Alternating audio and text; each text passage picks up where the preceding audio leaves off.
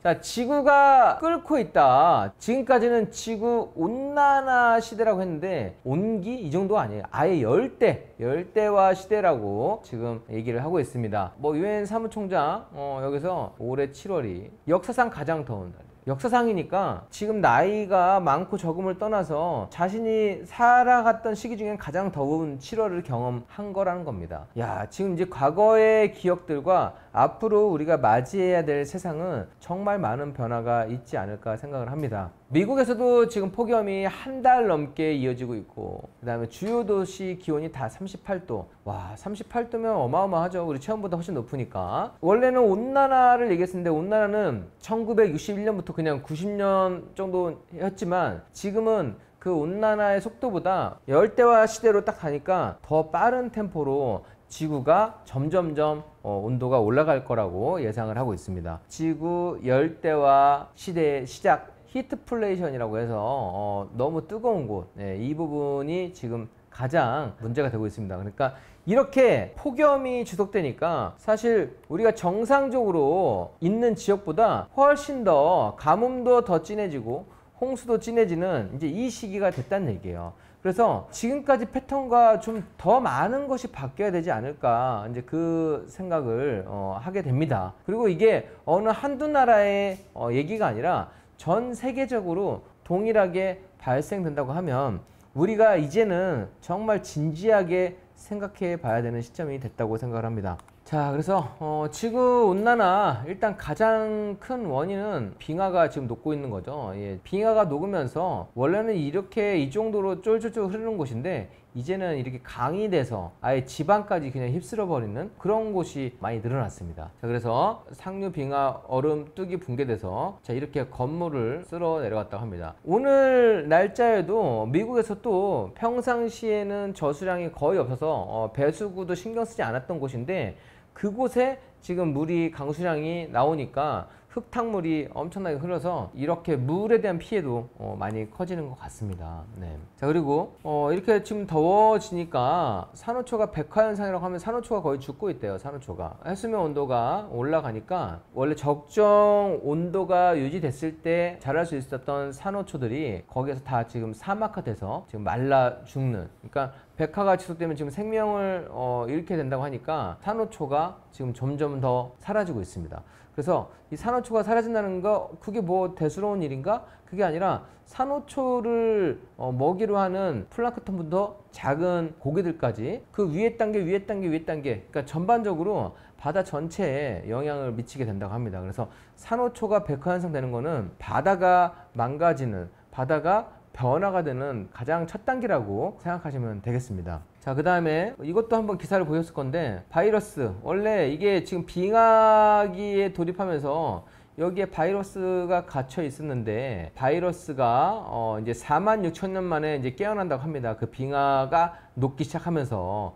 자, 그래서 우리가 코로나라는 그 바이러스 하나가 정말 전 세계를 뒤집어 놨잖아요. 예, 전 세계를 뒤집어 놨는데, 왜냐면 그거 자체가 지금은 이제 아무것도 아니잖아요. 지금은 우리가 적응했기 때문에 그거에 대한 처방을 어떻게 해야 되는지, 그거에 대한 예방과 아니면 치료법이 딱 나와 있지만 지금 우리가 과거의 거는 다 처방이나 이런 예방이 안 되어 있기 때문에 문제가 될 수 있다고 얘기하더라고요. 제가 한 가지 느꼈던 게 뭐냐면 그때 아마존의 눈물이라는 프로를 봤는데 거기에 우리 지금 취재진들이 거기 가니까 거기 있는 막 벌레들이 공격을 막 하더라고요. 그런데 아마존에 있는 사람들은 공격을 당하지 않아요. 그 사람들은 거기에 대해서 진화가 됐기 때문에. 그런데 여기에 갔던 취재진들은 뭐 에프켈레랑 이런 거 다 있어도 하나의 벌레도 막지 못해서 엄청 힘들어 하더라고요. 그래서 이게 우리가 지금 도시지역, 청정지역 살고 있는 것 같지만 또 약간 원시적인 부분이 가게 되면 우리가 전혀 예상하지 못했던 아주 옛날 그것도 우리 지금 치명적인 게 좀 될 수 있다고 하는데 이거는 한동안 나오다 지금은 뭐 좀 안 나오긴 하는데 모르겠어요. 근데 일단 이런 케이스도 있다라고 하는 거. 지금 또 문제가 되는 거는 산불이 엄청나게 나오고 있죠. 지금 캐나다에서도 산불이 나고 있고요. 그리스, 이탈리아에서도 대형 산불이 나고 있고, 지금 하와이도 뭐 최근에 나왔지만 다 지금 여기 세 가지가 보면은 인재가 아니었어요. 날씨가 올라가니까, 기온이 올라가니까 불이 나는 빈도도 훨씬 좀 높아졌고, 더군다나 바람도 요즘 같은 경우는 또 바람이 센 것까지 하니까 정말 어마어마하게, 그리고 불을 꺼도 건조 시기가 계속 유지가 되니까 앞으로 산불이 계속 일어나겠구나 라는 생각을 하게 됐습니다. 그럼 이렇게 지금 전 세계적으로 산불이 나고 있는데 이 산불의 원인이 무엇일까? 왜 산불이 나는 거지? 지금 캐나다는 원래 자연 환경이 정말 잘 보존되어 있다고 했던 곳인데, 여기는 낙뢰하고 그 다음에 이런 기후변화, 그러니까 낙엽 같은 거나 이런 것들이 바짝 말라 있는 거죠. 예, 그래서 화재가 발생할 수 있는 그런 조건이 너무 잘 갖춰져 있기 때문에 번개 한 번으로도 이렇게 지금 산불이 난 거고요. 하와이 같은 경우에는 강풍과 끊어진 전선, 뭐 전선이 끊어지는 것도 엄청 대단한 일은 아니잖아요. 그런데 지금 강풍과 겹치면서 이게 다 또 기후변화의 영향으로 볼 수가 있습니다.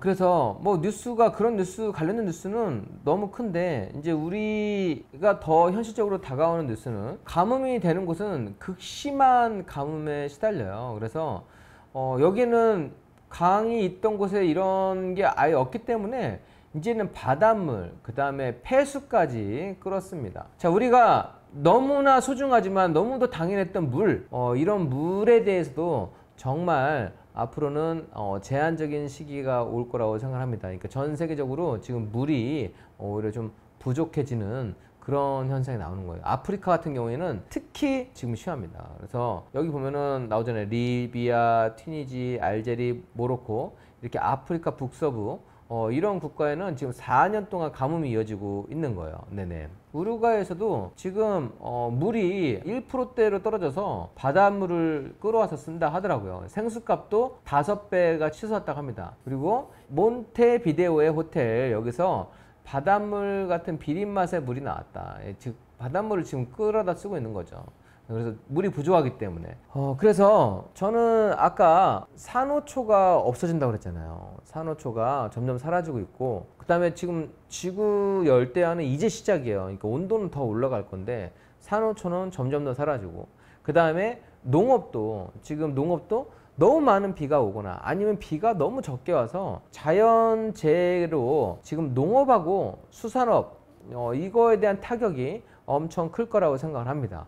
실제로 피부로 와닿게 되는 곳이죠. 당장 아니더라도 이제 더 느끼게 될 겁니다. 그렇기 때문에 지금 보면은 가난한 국가부터, 원래 지금까지 우리 뭐 네이버에서도 항상 아프리카 이웃을 도와주세요 했지만 이제는 그거에 대한 게 더 도움의 손길이 커질 수가 있습니다. 그럴 수밖에 없는 상황이 됐어요. 그래서 이렇게 가난한 국가부터 타격이 엄청나게 크게 시작이 될 겁니다. 그래서 여러분들 아마 그거 기억하실지 모르겠어요. 부자의 서재에서 2030년을 예상하고 썼던 책 있잖아요. 2030년 추계 전환. 네, 제가 소개했던 그 책 내용이 수정돼야 되더라고요. 2030년 추계 전환 책, 이 책 내용 중에서 현재 13억 정도인 아프리카의 인구는 2038년 20억 명 정도 육박할 거고, 이 인구가 늘어나기 때문에 아프리카에 주목해야 된다고 했는데, 자, 그리고 아프리카의 농업 규모가 지금 계속 2023년까지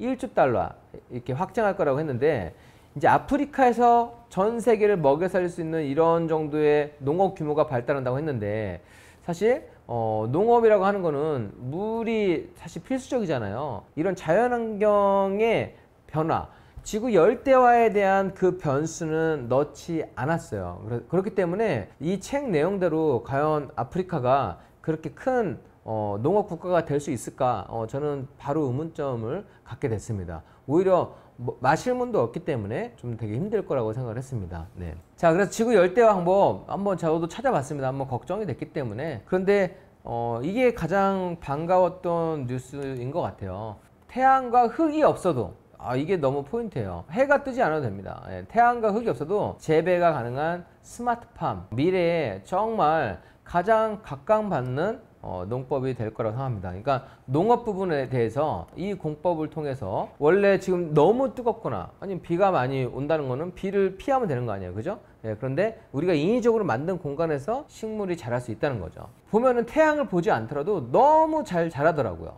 제가 스마트팜에 관련된 그 영상들을 한번 싹 다 봐봤습니다. 이게 안정적으로 수확하고 면적당 생산량도 정말 높아요. 예, 그냥 노지에서 하는 것보다 더 높고 생산 주기도 엄청 짧습니다. 그리고 태양광은 원래 태양이 없으면 안 되는 거 아닌가? 그게 아니고 LED 조명만으로도 충분히 식물이 자라는데 지장이 없더라고요. 자, 그래서 이 스마트팜은 장점이 이게 물 절약률이 95%예요. 지금 현재 농사 짓는 거에 5%만 있어도 재배를 할 수 있다는 얘기입니다. 그리고 수확량이 130배. 그리고 또 우리 원래 지금 마트에서 유기농이라고 써 있어도 사실 보면은 유기농이 아니잖아요. 그런데 이 스마트팜은 내부에서 있기 때문에 내부에서 있어서 벌레나 다른 바이러스가 발생할 수 있는 환경이 적어서 이거야말로 무농약이고 정말 건강에 정말 좋은 그런 식물들인 거죠. 그래서 지금 여기서 재배되는 것들은 해외에서도 단가를 상당히 높게 받고 있습니다. 그래서 비닐하우스가 아니라 이건 그냥 도심에서도 가능하다.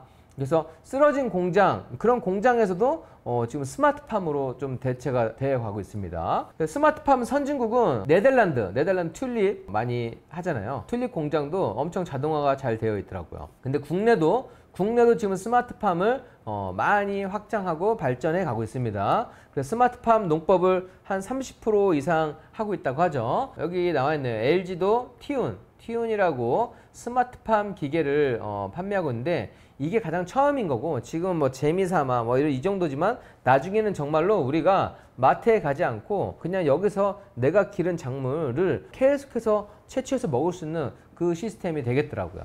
자, 그리고 아까 우울했지만 우리 또 좋은 얘기 계속 해줘야 되잖아요. 네? 자, 이것도 너무 좋았어요. 사막이지만 사막에서 농사가 가능한 농법까지도 나왔습니다. 지금 점접 간수라고 해서 물을 똑똑 그냥 뿌리에만 떨어뜨리는 방식인데 이스라엘에서 이 농법을 지금 사용하고 있어요. 이 사막인데 이렇게 지금 했던 부분이고, 그 다음에 물이 적다고 하면 해수, 바닷물을 담수화해서 이렇게 농사를 지을 수 있게 되었습니다. 그래서 점적 간수라고 하는 거는 뭐 플라스틱 튜브를 통해서 물방울이 똑똑 떨어지게 해가지고 이게 원하는 부위에만 제한적으로 소량의 물을 공급하는 방법입니다. 그래서 저는 이제 농법이 거의 다 이렇게 바뀌어야 된다고 생각하고요.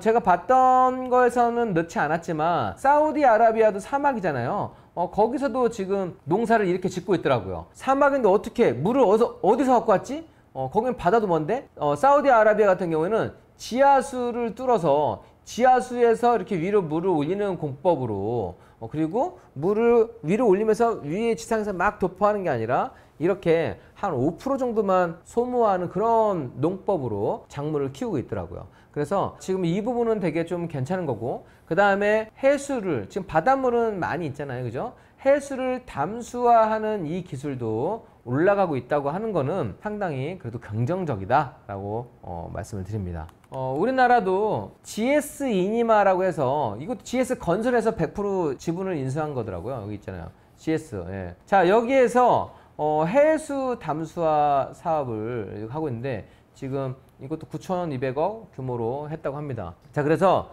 우리가 바닷물은 그래도 마르지 않잖아요. 바닷물은 마르지 않으니까 일단은 이 바닷물을 그래도 담수하는 이런 공법도 되게 올라갈 수 있고, 당장에 식수로 쓰는 것까지는 조금 부족할 수도 있겠지만 농업으로는 충분히 쓸 수 있고, 나아가서는 바닷물을 그냥 식수까지도 사용할 수 있게끔 그렇게 발전되고 있습니다. 그래서 여러분들께 말씀드리고 싶은 거는, 지구가 아프다는 것은 이제는 저는 우리 아이들이 원래 항상 책 보면은 지구가 아파요 그런 거를 많이 봤잖아요. 그래서 일회용품이나 자연에 해가 될 수 있는 건 최대한 줄여보자 라고 하는 부분이 이제는 아이들뿐만 아니라 우리 어른들도 같이 동참해야 되고 같이 지켜가야 되는 그 시기가 되었습니다. 행크TV를 또 많이 보시더라고요. 행크TV 많이 보시는데 저는 우리 정부 관계자분이 있으면 이 부분을 꼭 제안을 드리고 싶습니다. 임야에 소방도로를 이제 개설을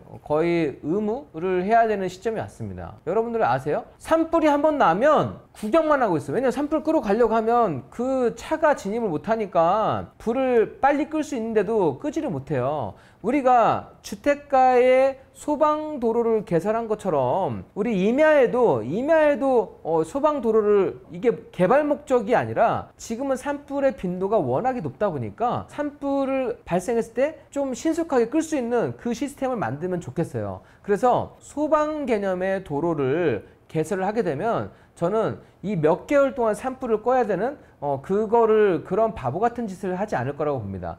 더군다나 지구 열대화 시대잖아요. 지금까지 정책에서 많이 바뀌어야 될 부분이 있는데 그 중에서 하나가 막을 수 있는 부분, 적게 피해를 줄일 수 있는 부분은 해야만 하는데 그게 바로 소방도로 개설입니다. 지금 여기 보이는 거는 포천이에요. 포천인데 제가 이 사진을 가지고 왔던 거는, 이거는 개인이 뭔가 작물을 심기 위해서 냈던 이렇게 임도인데, 여기는 실제로 불이 났었는데 소방차가 출동해서 불을 꺼졌어요. 단시간에. 그래서 지금 우리나라도 산을 보존만 해서 들어가지 못하게 하는데, 이 들어가지 못하게 하는 게 나중에는 그 화를 훨씬 키울 수가 있다고 생각을 해요. 그래서 우리가 각 지방자치단체에서 이 소방도로, 임야가 날 수 있게끔 소방도로 불이 나더라도 조금 불 동선까지 생각을 해서 그거를 개선해 놓는다고 하면 유사시에 정말 유용하게 사용할 수 있을 거라고 생각합니다. 장비가 들어가고 안 들어가고 차이가 어마어마하게 커요. 그리고 맨날 헬기가 날라서 헬기가 물 뿌려봤자 뭐 그게 꺼져요? 안 꺼지지? 그래도 소방차에서 물을 가득 싣고 가서 뿌리는 거하고 엄청 차이가 있기 때문에 전국에 이제는 소방도로가 주택가뿐만 아니라 임야에도, 전체는 다 아니더라도 주 동선 같은 경우 만들어서 끈다고 하면 미래의 재해를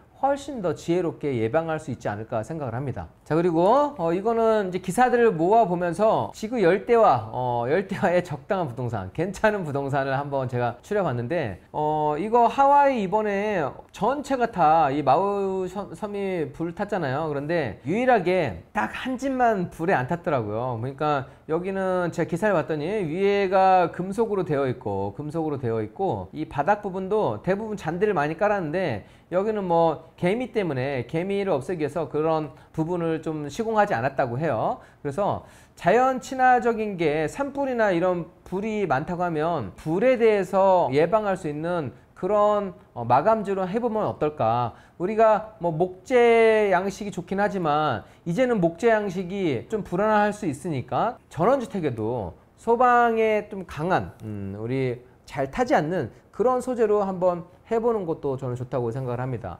그리고 지금 동해안도 침식이 많이 되고 있고, 이탈리아 베네치아도 침식이 돼서 뭐 1층 같은 경우에는 거의 잠겨 있다고 해요. 그런데 플로팅 공법이라고 해서 일단 물이 계속 와서 해수면이 높아져도 집이 알아서 뜨는 거죠. 집이 약간 튜브처럼. 그런 방식으로 지금 주택하고 농장, 이런 축사도, 여기 뭐 소가 다니고 있는데 이런 축사 같은 경우에도 바다에 좀 띄우면서 이렇게 한다고 합니다. 그래서 이게 환경이 안 좋아지면서 그래도 인간도 살아남기 위해서 계속 노력을 하는구나 라고 생각을 하고, 우리도 언제 어떤 재해가 닥칠지 모르겠지만 해안 근처에 있는 이제 집은 별로예요. 왜냐하면 바다 수위가 좀 올라가고 있기 때문에 여기 방파제를 아무리 쌓고 해도 이 해안 침식을 막을 수가 없더라고요. 그래서 여러분들이 우리나라도 해수면이 올라가는 거는 기정화된 사실이기 때문에 바닷가 근처, 해변, 뷰 잘 나온다고 그런 집을 사시면 안 되고, 오히려 약간 좀 언덕 위에 있는 집들이 나중에는 더 갈수록 명당이 좀 될 거라고 생각하니까 그런 부분 좀 감안하시면 좋을 것 같습니다. 그리고 지구 열대화에 정말 괜찮은 부동산 마지막으로 하나 더 보여드리겠습니다. 바로 강원 낭만포레, 강원포레. 자, 이렇게 여기에 물이 항상 마르지 않고요. 여기는 또 지하수가 있었고, 여러분들 앞으로 전원주택을 할 때, 집을 살 때 아파트 평수가 아무리 크면 뭐예요? 다 필요 없어. 적정 토지 면적이 있어야 돼. 적정 토지 면적이 있어야 돼서, 적정 토지 면적은 왜 필요하냐? 집에 비닐하우스를 세우지 않고 집에 스마트팜 하우스를 지을 만한 장소는 이제는 확보를 해야만 해요. 그런 곳을 갖고 있으면 내가 웬만한, 자연인도 자급자족 하잖아요. 그런데 이제는 적정 토지를 갖고 있는 분들은 자급자족을 또 충분히 할 수 있는 그런 시기가 왔습니다. 여러분들 최근에 뭘 기억하세요? 상추가 금값 됐잖아요. 상추가 금값. 비 한 번 오고 막 이게 좀 수확이 안 되고 하니까 전국에서 상추가 삼겹살보다 비싸다고 금값이 딱 됐다는 얘기가 나와요. 그런데 앞으로는 그런 얘기가 더 자주 나올 거예요. 그런데 제가 강원도에 갔더니 거기는 상추가 널려 있어요. 그러니까 옆집 아저씨가 그냥 마음껏 따다 먹으래요. 그러니까 이게 내가 재배할 수 있는 공간이 있으니까 전체 시장이 망가지더라도 여기서 자급자족하는 부분이 정말 크구나라고 하는 걸 생각을 했습니다. 그리고 비가 오는 거랑 상관없이 지하수는 그래도 어느 정도 보존이 항상 되어 있으니까 지하수가 나온다고 하는 것도 너무 감사한 일이더라고요. 네, 그래서 여러분들 그런 부분 또 참고하시면 좋을 것 같습니다. 자, 이상으로 지구 열대화 시대를 지혜롭게 사는 방법에 대해서 한번 알아봤습니다. 그래서 여러분들 너무 걱정은 많이 하지 마시고 이렇게 대처도 하고 있다는 거 생각하시고, 그렇지만 우리가 또 지구도 좀 아껴주고 평소에 생활 습관도 좀 바꿔주고요. 여러분도 돈을 벌고 나면 내가 이렇게 스마트팜 이런 것을 세울 수 있는 그런 토지 정도는 갖고 있으면 너무 좋지 않을까라고 말씀을 드립니다.